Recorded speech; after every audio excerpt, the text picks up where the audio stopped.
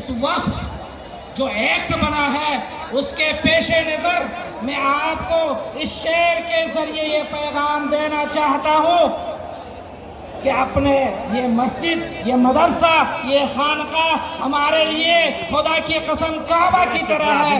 اپنے کعبے کی حفاظت ہمیں خود کرنی ہے، اپنے کعبے کی حفاظت ہمیں خود کرنی ہے۔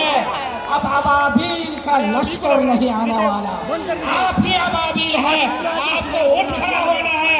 اگر مسلمانوں کو سموِدھان کے مطابق حق نہیں ملے گا تو انشاءاللہ قانون کے دائرے میں ہم اپنے حق کو چھینیں گے۔ ہم اس بل کو اور اس قانون کو یکسر مسترد کرتے ہیں۔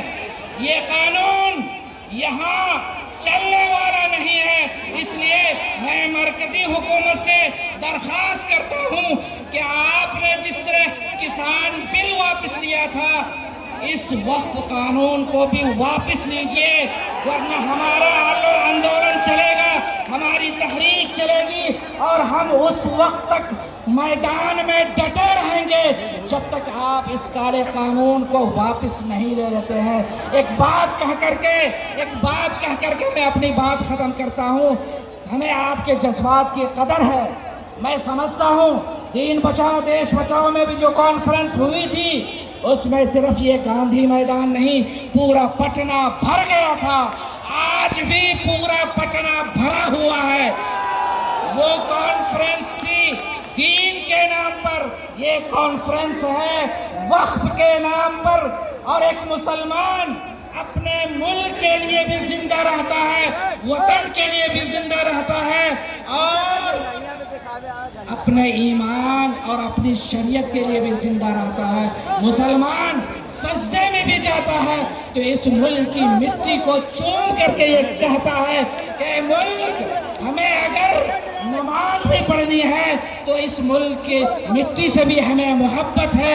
ہم اس ملک کی مٹی کو چوم کر کے، اپنی پیشانی کو جھکا کر کے ہم اللہ سے وعدہ کرتے ہیں کہ جو لوگ اس ملک میں نفرت کی فضا قائم کرنا چاہتے ہیں، جو لوگ ہندوستان میں نفرت کی فضا کو عام کرنا چاہتے ہیں اور یہاں افراتفری کا ماحول پیدا کرنا چاہتے ہیں، ان تک یہ پیغام پہنچا دو کہ آزادی کی لڑائی میں ہم نے بڑھ چڑھ کر حصہ لیا۔ مسلمان علماء نے، ہمارے بڑوں نے اگر ہندوستان کے بارے میں یہ فتویٰ دیا نہیں ہوتا کہ یہ ملک اب دارالحرب ہو چکا ہے، یہاں پر اب جہاد فرض ہے، تو ہندوستان کو آزادی نہیں ملتی۔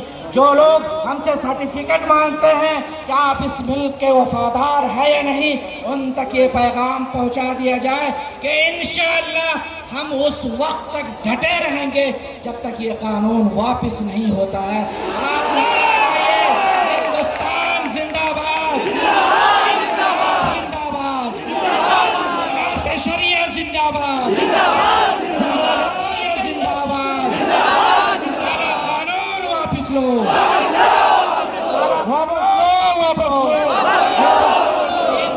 زندہ باد،